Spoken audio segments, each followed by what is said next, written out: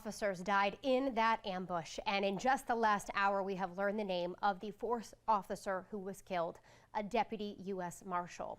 The four officers killed on your screen here: CMPD officer Joshua Iyer, Sam Pelosi, and Alden Elliott from the North Carolina Department of Adult Corrections. And again, we've learned that fourth deputy to be killed, Thomas Weeks Jr. We're still waiting on his photo at this hour. This all started at a home on Galway Drive in East Charlotte. That's where a task force made up of several different law enforcement agencies were attempting to serve a warrant. We are told when they approached the wanted suspect, Terry Clark Hughes, opened fire on them.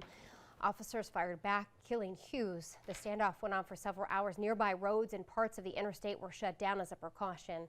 Again, 4 law and officers were killed and 4 other officers were hurt. We also know 2 women were taken from the home. They're being questioned at CMPD headquarters in Uptown.